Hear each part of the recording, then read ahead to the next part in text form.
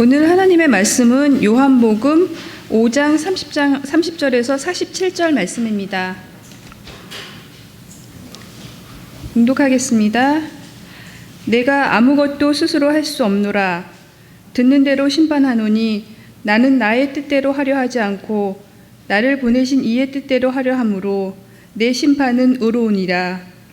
내가 만일 나를 위하여 증언하면 내 증언은 참되지 아니하되 나를 위하여 증언하시는 이가 따로 있으니 나를 위하여 증언하시는 그 증언이 참인 줄 아노라.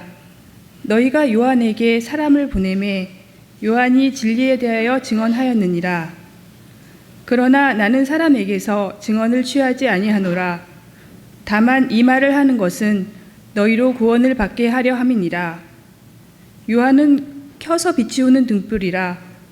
너희가 한때 그 빛에 즐거이 있기를 원하거니와 내게는 요한의 증거보다 더 큰 증거가 있으니 아버지께서 내게 주사 이루게 하시는 역사 곧 내가 하는 그 역사가 아버지께서 나를 보내시는 것을 나를 위하여 증언하는 것이요 또한 나를 보내신 아버지께서 친히 나를 위하여 증언하셨느니라. 너희는 아무 때에도 그 음성을 듣지 못하였고 그 형상을 보지 못하였으며 그 말씀이 너희 속에 거하지 아니하니 이는 그가 보내신 이를 믿지 아니함이라. 너희가 성경에서 영생을 얻을 줄 생각하고 성경을 연구하거니와 이 성경이 곧 내게 대하여 증언하는 것이니라. 그러나 너희가 영생을 얻기 위하여 내게 오기를 원하지 아니하는도다. 나는 사람에게서 영광을 취하지 아니하노라. 다만 하나님을 사랑하는 것이 너희 속에 없음을 알아노라. 나는 내 아버지의 이름으로 왔음에 너희가 영접하지 아니하나 만일 내가 다른 사람이 자기 이름으로 오면 영접하리라. 너희가 서로 영광을 취하고 유일하신 하나님께로부터 오는 영광은 구하지 아니하니 어찌 나를 믿을 수 있느냐. 내가 너희를 아버지께 고발할까 생각하지 말라. 너희를 고발하는 이가 있으니 곧 너희가 바라는 자 모세니라. 모세를 믿었더라면 또 나를 믿었으리니 이는 그가 내게 대하여 기록하였음이라. 그러나 그의 글도 믿지 아니하거든 어찌 내 말을 믿겠느냐 하시니라.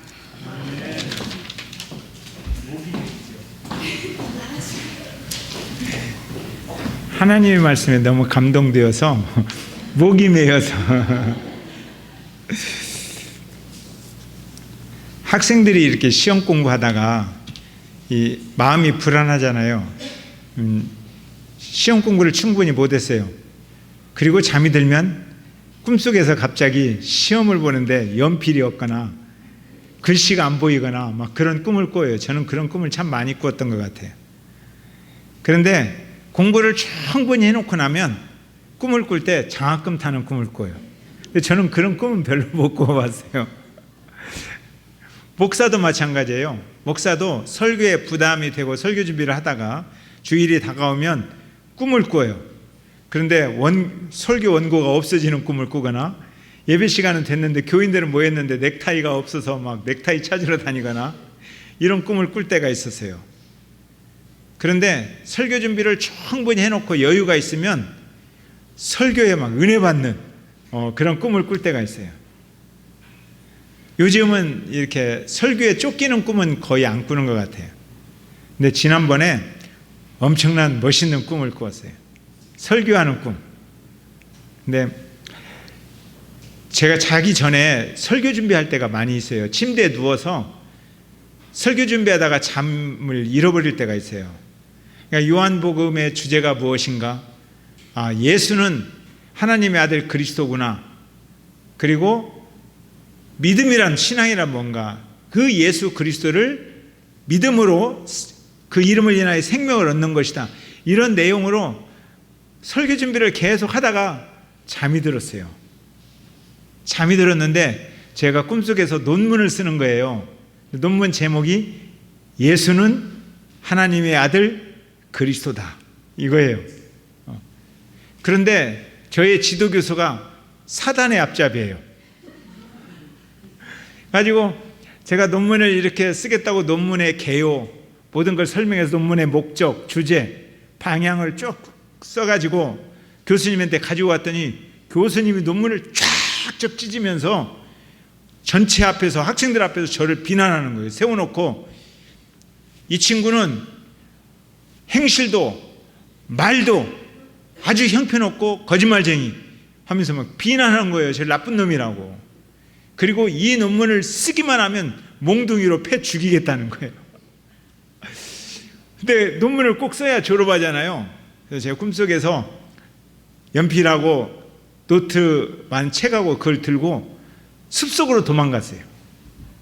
그런데 몇 명이 도와줬어요. 연필도 구해주고 종이도 구해주고 자료도 구해줘서 그걸 가지고 숲속에 도망가가지고 거기서 예수는 그리스도다 논문을 막 써내려가고 있었어요. 근데 소문이 났어요. 그래서 지도교수와 조교들이 저를 잡으러 몽둥이 들고 숲으로 온 거예요. 가지고 제가 잡혔어요. 제 논문을 뺏으려고 막 저를 때리려고 하는데 제가 안 뺏기려고 막 몸부림을 치고 있었어요. 몽둥이로 저를 때리는 거예요. 근데 놀라운 일이 벌어졌어요. 갑자기 산을 울리는 소리가 들리더니 산을 울리는 그 큰 소리와 함께 사도행전 메시지가 막 나오는 거예요. 사람들이 외치는 거예요. 오직 성령이 하늘을 가르고 임하셔서 성령이 그들에게 충만하며 저희가 힘을 얻어서 외치는데 너희들이 죽인 예수, 그 예수를 하나님이 주와 그리스도가 되게 하셨다 하는 소리가 막 산을 울리는 소리들이 들리는 거예요. 저도 힘을 내가지고 예수는 그리스도다, 하나님의 아들이다 막 외치는 거예요. 막 외쳤더니 저희 집사람이 왜 때려? 그러더라고요. 막 제가 저희 집사람을 이렇게 때렸나 봐요. 그건 지어냈어요. 네, 근데 그런 꿈을 꾸고 나서 또 잠이 안 오는 거예요. 그래서 설교 준비하면서 생각을 해봤어요. 사도행전을 살아가면서 그토록 핍박받은 사람, 고난을 받은 사람들을 생각해 보니까 병 고쳐서 잘된 사람, 예수 믿고 은혜 받고 잘된 사람, 이 잘된 사람은 핍박받은 사람이 없어요. 그런데 누가 핍박받았느냐? 병을 고쳤는데 안식일 날 고침을 받아가지고 그날 예수는 그리스도다 이렇게 말하는 사람들, 예수는 그리스도라고 말하는 사람들이 전부 핍박을 받아요. 그러니까 사단은 무엇을 제일 싫어하느냐? 예수를 하나님의 아들 그리스도라고 말하는 것을 제일 싫어한다는 거예요.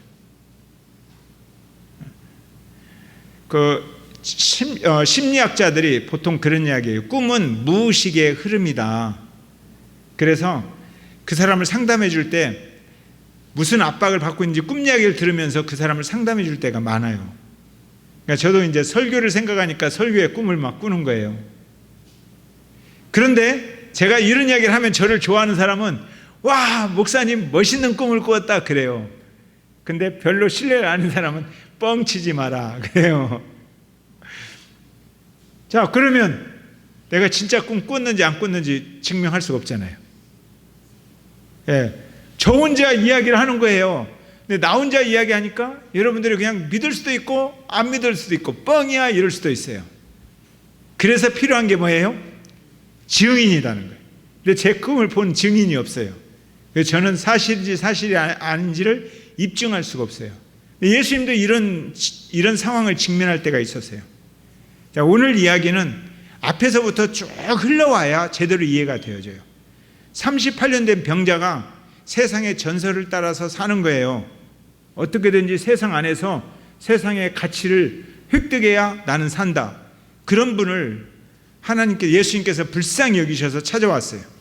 그래서 세상의 전설을 따라 살지 말고 하나님의 은혜로 살아라. 내가 주는 은혜로 살아라. 이렇게 고쳐줬어요. 근데 하필이면 그날이 안식일이었어요. 안식일인데 유대인들은 그 사람을 살려내는 것에 관심을 갖기보다는 안식일의 문제 때문에 예수님하고 토론을 하는 거예요. 그래서 왜 안식일 날 일하느냐? 그러니까 예수님께서 아버지가 일하니까 나도 일한다. 그래서 하나님을 아버지라고 부른 거예요. 그러니까 그들이 분노했어요. 예수님을 죽이고 싶었어요. 죽여야겠다. 그랬더니 예수님께서 아들의 권세를 이야기하는 거예요. 나는 하나님의 아들이고 그리스도인데 내 말을 듣고 믿는 자는 영생을 얻었고 내 말을 듣지 않는 자는 사망에서 생명을 옮겼고 내 말을 듣는 자는, 내 말을 믿지 않는 자는 심판을 받는다는 거예요. 근데 내가 심판하겠다는 거예요. 그러니까 다른 사람들이 그 말을 어떻게 믿느냐? 오늘 예수님께서 이제 거기에 대해서 이야기하는 거예요. 자, 31절 한번 읽어보세요. 31절. 자, 시작. 31절. 자, 시작. 오늘 사인이 잘 안 맞, 찬양할 때도 사인이 잘 안 맞더라고요. 더워서 더위 먹었나. 31절. 시작. 자, 예수님이 그래, 내가 그냥 내 이야기하면 니네들이 안 믿을 수도 있다는 거예요. 참 증언이 아니다. 나 혼자 이야기하면 뻥일 수도 있잖아요. 그 뻥이야. 이렇게 뻥일 수도 있다. 그러니까 안 믿을 수도 있다. 율법에는 그래서 그 사람의 진실을 증명하려면 증인을 반드시 2명 이상, 2~3명을 세워야 되는 거예요. 증인이 없으면 안 된다는 거예요. 오늘날도 마찬가지입니다. 증인이 없으면 범죄로 성립이 안 돼요. 증인이 있어야 돼요. 진실을 입증하려고 해도 증인이 있어야 돼요. 그래서 예수님께서 32절 말씀하는 거예요. 시작.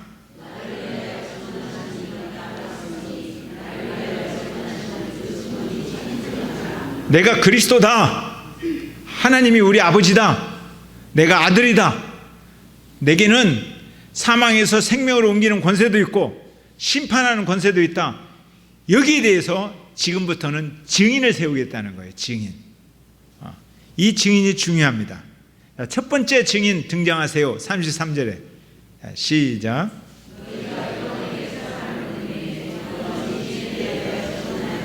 여기서 요한은 침례 요한을 말합니다.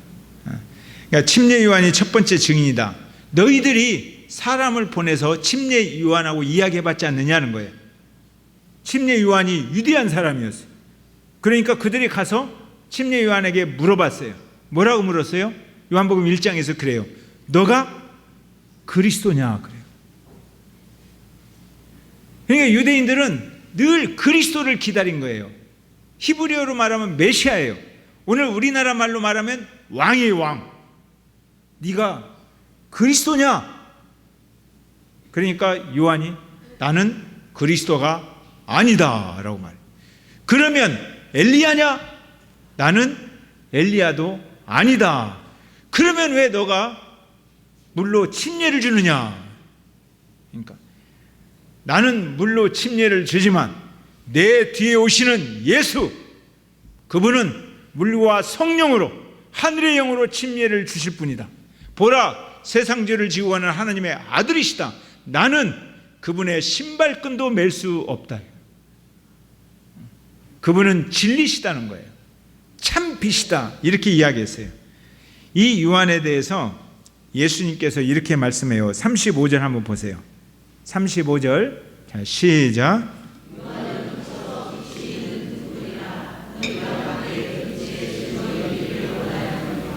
어두울 때는 사물이 잘 안 보이잖아요.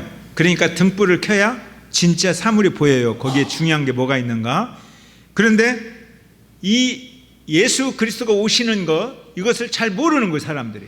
그러니까 잘 알기 위해서 등불을 먼저 탁 켰다는 거예요. 그래서 그분이 예수님을 보여준다는 거예요. 그래서 예수님이 오실 때 침례 요한이 말합니다. 그분의 길을 곧게 하라고 광야에서 외치는 자의 소리다, 이렇게 말합니다.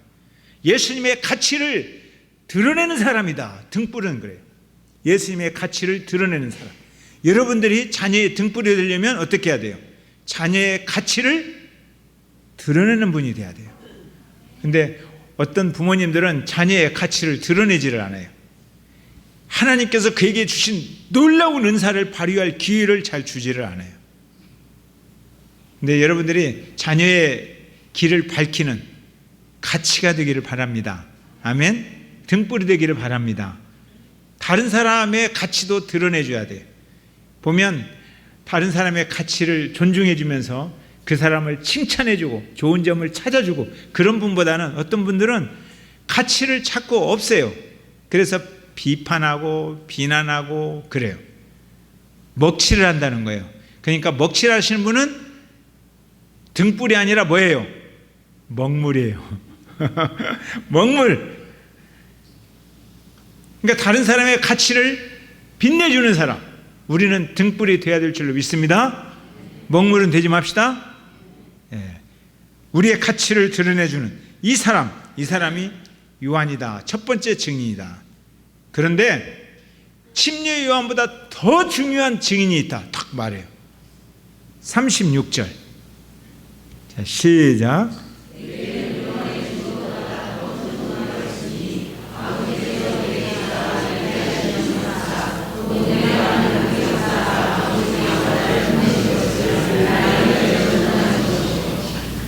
내게는 요한의 증거보다 더 큰 증거가 있다.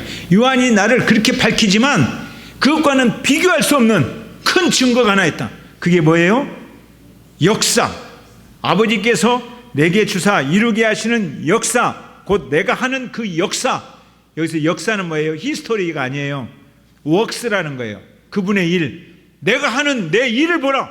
내 삶을 보라. 이거예요. 얼마나 당당하지.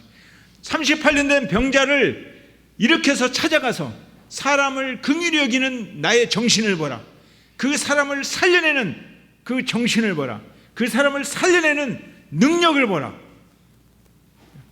그분은 하나님의 정신을 나타내는 분이에요. 사람을 긍휼히 여기고 사람을 살려내고 그 사람을 살려내는 실제적인 능력을 행사하는 분이다. 내 삶을 보라. 이렇게 말합니다. 제가 참 철이 지금도 조금 없지만 철이 없을 때가 청소년이잖아요. 고등학교 3학년 때 돈이 없어요. 우리 아버지 어머니가 너무 가난한 거예요. 대학교는 그렇게 가고 싶은데 도저히 등록금을 대줄 만한 능력이 없는 것 같아요. 근데 제가 대학교를 가고 싶은 마음이 얼마나 강했는지 고민하다가 전주시청 사회과 과장님을 찾아갔어요. 고등학교 3학년 시청 사회과 과장님을 찾아가서 과장님 어떠한 일 때문에 왔냐고 물어봐요. 시청 사회과는 시청의 사회적인 어떤 분야들을 돕는 일을 하잖아요. 그렇지. 제가 전주시를 위해서 나중에 중요한 일을 할 사람입니다. 기여를 할 사람이에요. 근데 지금 돈이 없어요. 그러니까 대학교를 가고 싶은데 등록금을 좀 대주면 나중에 갚아요, 제가. 그리고 전주시를 위해서 중요한 일을 하겠습니다. 그분이 막 웃었잖아요.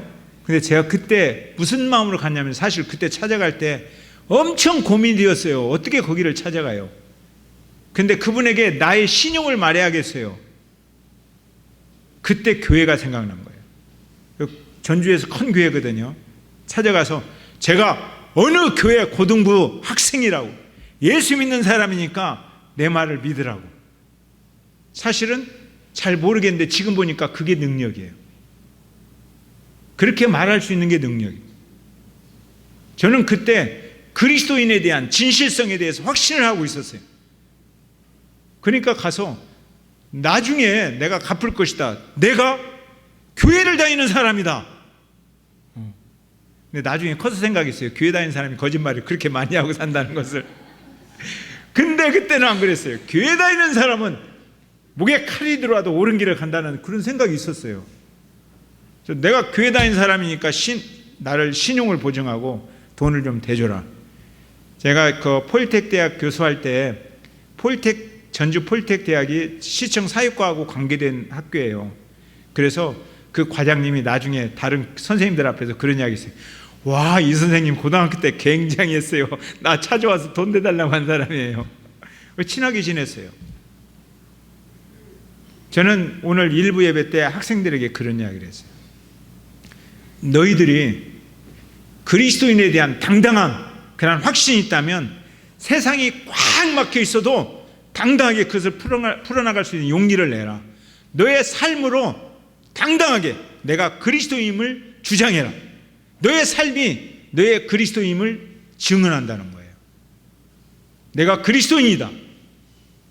이 말을 당당하게 할 수 있는 삶이 너를 증언한다. 그게 웍스예요. 일이라는 거예요. 내가 어떻게 살아가느냐. 여러분들이 그런 인생을 살았으면 좋겠습니다.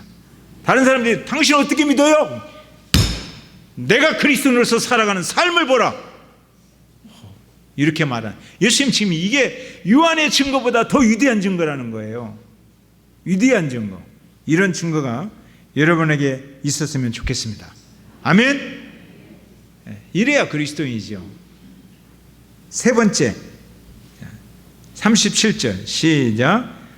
또한 나를 보내신 아버지께서 친히 나를 위하여 증언하셨느니라. 너희는 아무 때에도 그 음성을 듣지 못하였고 그 형상을 보지 못하였으며. 세 번째 증인은 아버지예요. 아버지. 우리 아버지. 지금 아버지라고 해서 죽이려고 하잖아요. 그런데 증인이 우리 아버지다. 우리 아버지가 그동안 말하고 보여줬는데 너희들이 영적인 민감성이 제로라서 아버지의 말을 못 듣고 아버지가 보여준 것도 못 들었다는 거예요. 실제로 같은 자리에 앉아서 같이 예배드리면서 같은 이야기를 들어도 알아듣는 사람이 있고 전혀 못 듣는 사람이 있습니다. 학생들도 그래요. 같은 교실에서 같은 자리에 앉아서 같은 강의를 들어도 알아듣는 사람이 있고 전혀 못 알아듣는 사람도 있어요. 왜 그럴까요? 마음 때문에 그래요. 그 마음. 말씀을 들으려는 마음이 없어요. 그러니까 말씀을 하셔도 듣지 못하고 보여주어도 아무것도 보지 못합니다. 유대인들이 안식일을 잘 지키고 아무리 잘 지켜도 안식을 보지 못하는 거예요. 안식이 뭔지를 몰라요. 유대인들이 메시아를 기다리고 기다려도 예수님 앞에 놓고도 메시아를 몰라요.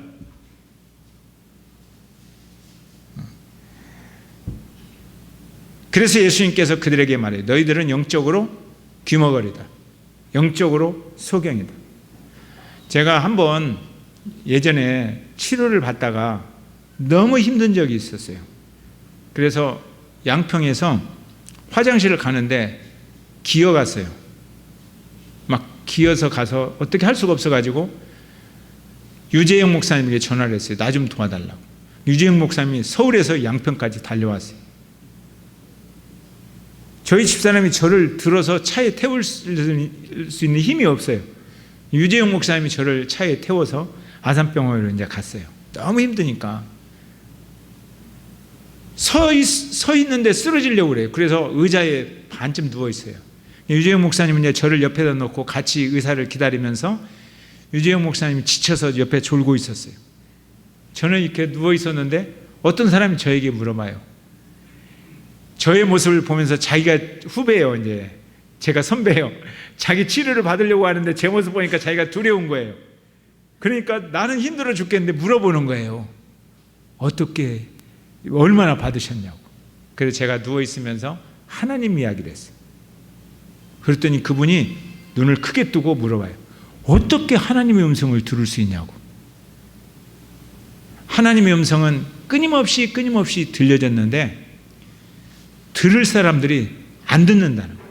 근데 당신이 하나님의 말씀을 들으려고 간절히 소원하고 그리고 여러분 당신의 집 옆에 있는 교회에 가서 귀를 기울이고 들으면 하나님의 말씀이 들려오고 그 말씀을 당신의 마음속에 새겨주는 성령님이 당신을 도와줄 거라고.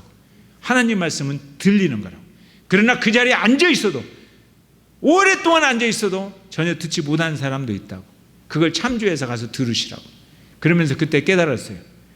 아, 힘들어서 힘없어서 누워서도 복음은 전할 수 있구나. 복음은 전할 수 있어요. 여러분들이 아무리 힘이 없어도 여러분들은 복음 전하는 자로 살 줄로 믿습니다. 할 수도 있어요. 왜 못 듣느냐? 들을 마음이 없어요. 그러니까 들려와도 안 듣는 거예요. 자기가 원하는 것만 바라보고 있는 거예요. 그래서 못 들었다. 네 번째 또 증인을 이야기해요. 예수님께서 네 번째 증인이 있다는 거예요. 자, 39절 시작.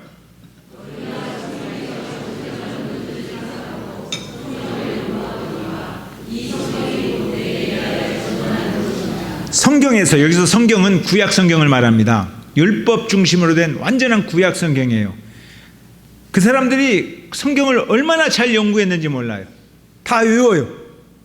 팔목에 대고 문설주에 대고 이마에까지 두르면서 성경을 외웠어요. 그렇게 성경을 연구하는데 왜 연구해요? 영원한 생명, 메시아를 기다리면서 영생을 얻기 위해서 공부를 해요. 그렇게 성경을 연구하지만 이 성경이 내 이야기하고 있는 거다. 지금 내 이야기. 근데 성경을 그렇게 연구하고도 나를 못 알아봐요. 얼마나 답답해요. 현대 그리스도인들은 성경을 읽는 일이나 공부하는 일을 옛날만큼, 이 사람들만큼 못해요. 여러분들 성경 잘 안 읽죠? 예, 성경 올해도 한번 꼭 읽으세요. 읽으신 분들을 제가 시상합니다.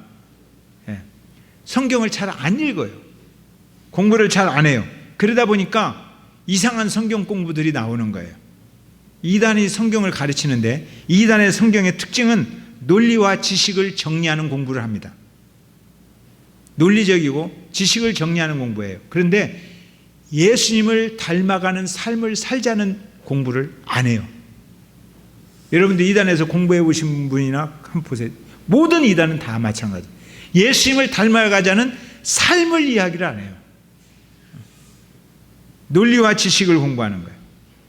자, 문제는 침례 요한도 증언하고, 그리고 예수님의 그 삶도 증언하고, 역사도 증언하고, 아버지도 증언하고, 성경도 증언하는데 이 많은 증언을 듣고서도 예수님을 몰라요. 그 이유가 뭘까요? 이유는 딱 한 가지예요. 그래서 그 예수님이 이유를 말하는 겁니다. 42절. 자, 시작.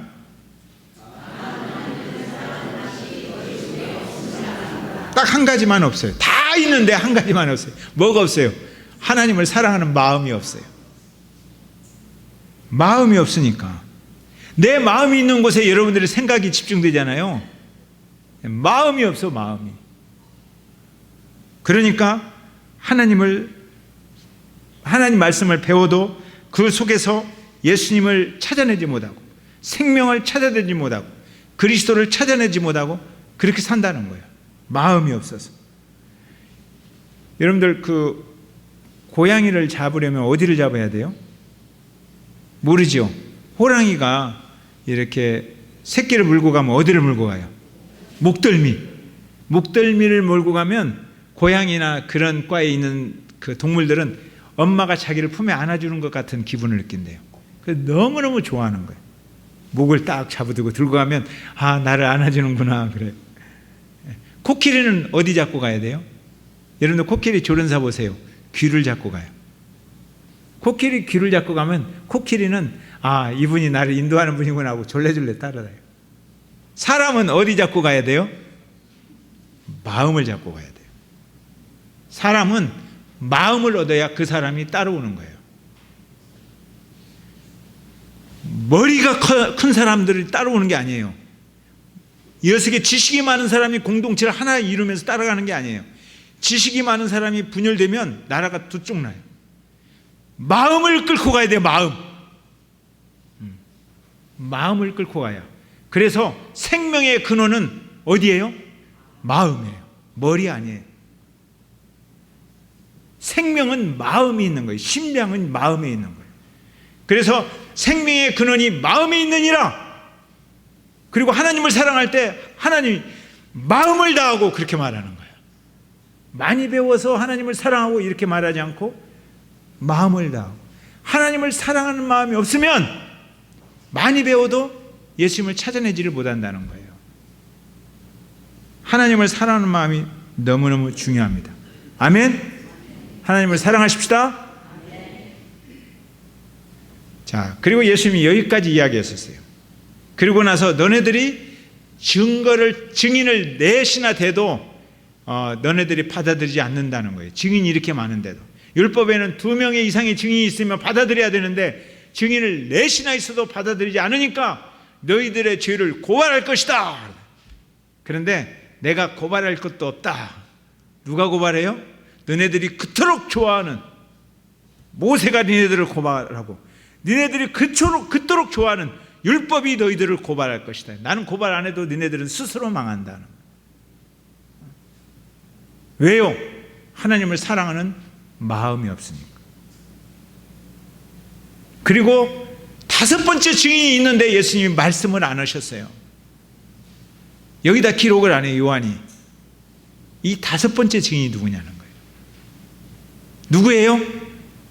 이제 사도행전에 가면 나타나요. 다섯 번째 증인은 예수가 그리스도라고 말하는 사람들을, 그러한 신앙을 경험한 사람들, 성령 받은 사람들, 이 사람들이 예수는 그리스도라고 다섯 번째 증인들이 나타나서 말하기를 시작하는 거예요. 예수님을 따르는 사람들, 그의 제자들, 그들이 교회예요. 다섯 번째 증인들이 교회를 이루는 거예요. 그래서 그 교회가 초대교회를 세우고 역사를 이끌고 오늘 우리 대공교회까지 온 거예요. 그러니까 우리는 몇 번째 증인이에요? 다섯 번째 증인이에요. 아멘? 증인의 말을 하지 않으면 안 되잖아요.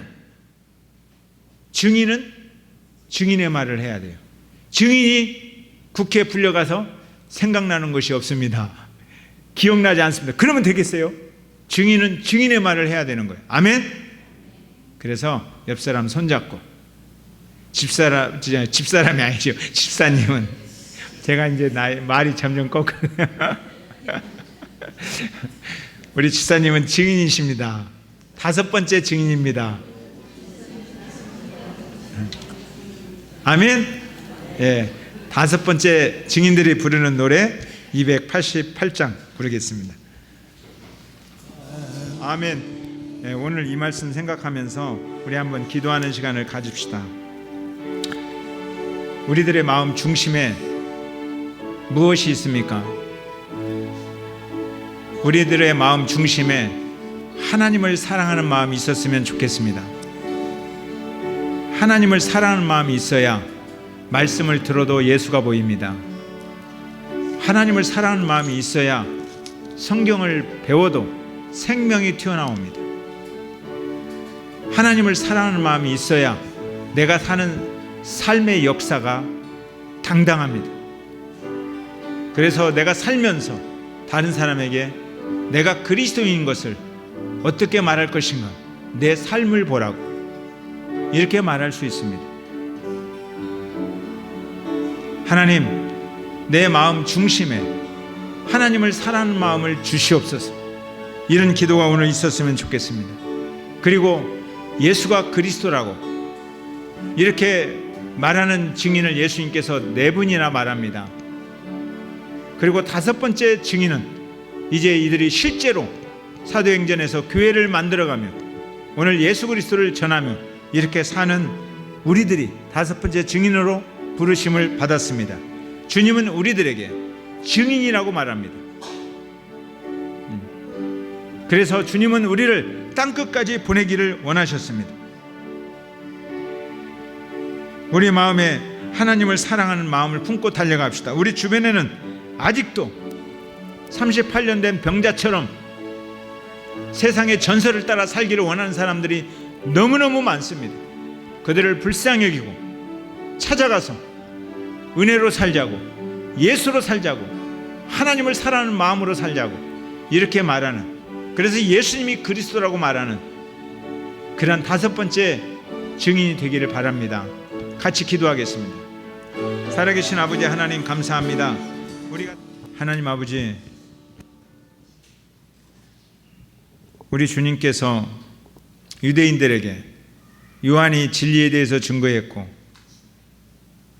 내 삶이 사람을 긍휼히 여기고 사람을 사랑하고 사람을 살려내는 하나님의 정신을 나타내고 있다고 말하고, 아버지께서도 친히 아들을 기뻐하시는 메시지를 보여주셨고 많은 선지자를 통해서 말씀하셨고, 그리고 심지어 그들이 그토록 공부했던 연구했던 성경도 예수님을 그렇게 이야기했지만 그들은 예수님을 보지도 못했고 듣지도 못했고 귀머거리요 소경이 될 수밖에 없었습니다. 오늘 주님께서 그렇게 평가하십니다. 딱 한 가지, 다 있지만 하나님을 사랑하는 마음이 없어서 그렇게 산다고. 오 아버지 하나님, 오늘 우리의 마음 중심에 하나님을 사랑하는 마음을 주시옵소서. 하나님을 사랑하는 마음을 품고 하나님의 말씀을 배우고 하나님의 귀한 말씀을 우리의 삶을 통해서 나타내고 말하고 다섯 번째 증인으로 살게 하여 주옵소서. 예수는 그리스도라고 당당하게 말할 수 있도록 이 말이 우리의 삶의 기쁨이요 소망이 되게 하여 주옵소서. 예수를 그리스도라고 말하는 그 인생에 하나님의 축복과 성령의 능력이 더하여 주시옵소서. 주님으로 살기를 원합니다. 지금은 교회 머리가 되신 예수 그리스도의 은혜와 하나님 아버지의 사랑과 성령의 감동하심이 다섯 번째 증인으로 기꺼이 헌신하며 땅끝까지 복음을 품고 살기를 원하고 그들을 지원하며 그렇게 하나님을 증거하기를 원하는 우리 사랑하는 지체들의 인생 위에 영원토록 함께 하시기를 간절히 축원하옵나이다. 아멘.